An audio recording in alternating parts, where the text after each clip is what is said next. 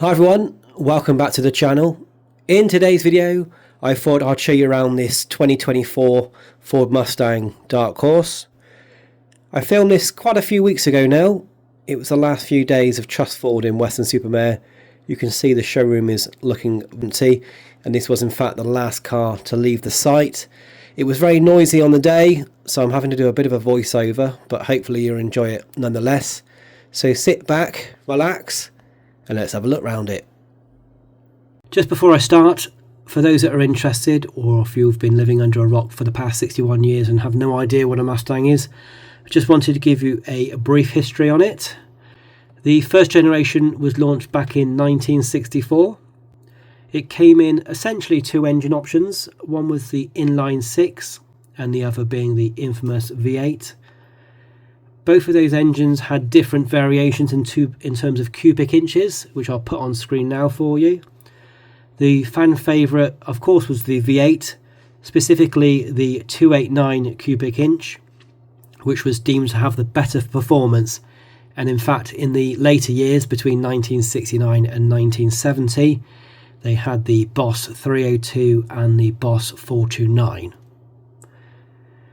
When Ford launched the Mustang, they were happy that they were going to sell around about 100,000 units a year. They were happy if they got to that point. So fast forward 12 months, they actually hit 400,000 sales. So this was deemed a massive success for Ford. And with success came competition from the likes of Chevrolet with the Camaro and Dodge with the Challenger. There were several other manufacturers that threw their hat into the ring, including Datsun with the 240 and the 280. But of course, although they were good in their respective sales, they couldn't really hold a torch to the Mustang, which is now in its 7th generation, 60 years on. But anyway, hope you like that bit of information. Let's get back to it. So I suppose the first question is, what's the difference between the Dark Horse and a standard Mustang GT? Well, essentially the Dark Horse is a track-focused version of the lesser model. Not quite on par with the GTD, but all in all, it does share a lot of similarities with the Mustang. We'll have a look round it. I'll show you some of the differences because there are some cosmetic upgrades.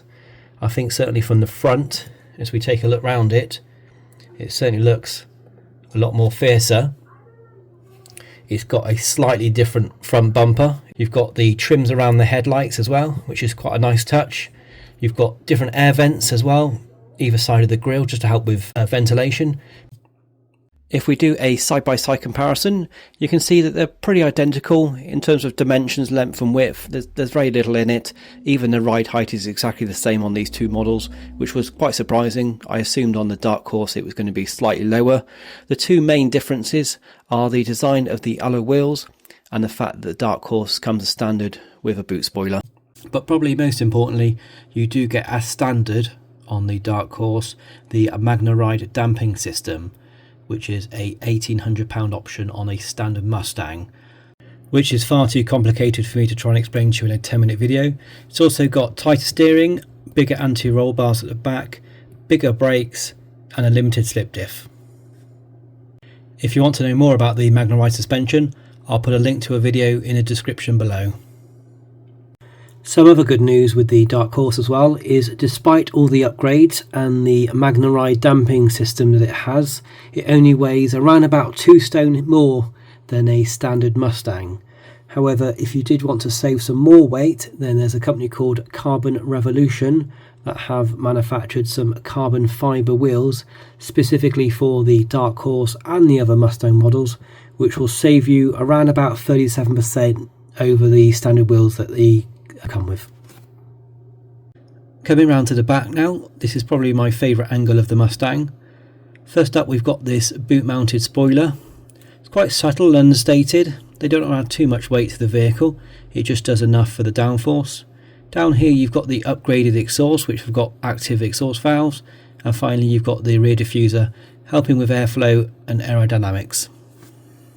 You can see if we compare it to a standard Mustang GT, the boot spoiler and the rear diffuser are really the only two differences between the two. This particular Mustang has what they call the Dark Horse appearance package. Suffice to say, it is only available on a Dark Horse and will set you back £1,600.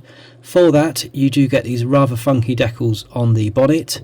You also get a black painted roof, notorious blue painted calipers with Grabber Blue logo, and you also get your seat bolsters in blue as well. If you don't like the standard seats that come with the Dark Horse, for £2,000 you can upgrade to these Recaro seats. I'm not sure about this particular package. I quite like the Dark Horse as it is, but it's a good way to personalise an already rare car. So let me know what you think of it down in the comments below. I think it's fair to say that when you're spending £70,000 on a car, especially a Mustang, you want to feel kind of special. And I think that's exactly what the Mustang does. From the 13.2 touchscreen in the centre to the 12.4 digital cluster behind the steering wheel, everything looks and feels premium. Down here, not only have you got twiddly knobs and buttons, you've also got the Mustang button there, which lets you control everything from the exhaust valves to the suspension setup. This particular example has got the 6-speed Tremec manual gearbox. If we move back up to the touchscreen, I'll give you a quick demonstration of some of the features that it's got. So this is running the latest Sync 4, so it's got inbuilt sat-nav, wireless CarPlay and Android Auto all as standard.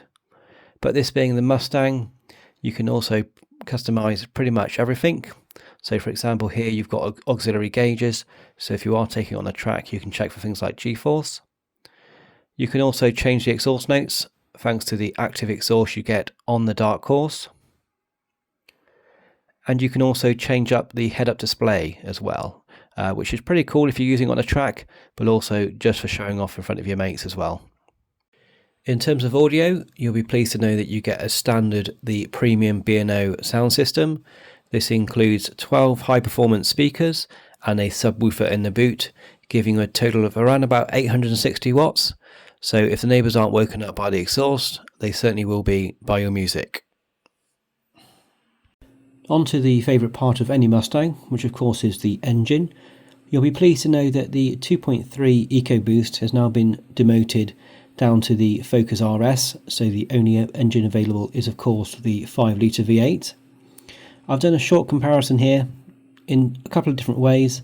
One on the different gearboxes, so you've got the 6-speed Tremec manual and the 10-speed automatic. I've also shown you the differences between a standard GT and of course the Dark Horse. So if we start with a manual standard GT, you can see it goes from 0 to 60 in around about 5.3 seconds. The 10-speed automatic goes from 0 to 60 in 4.9 seconds. Then if we move down to the Dark Horse, the 5-speed manual goes from 0 to 60 in 5.2 seconds, so only around about 0.1 of a second quicker.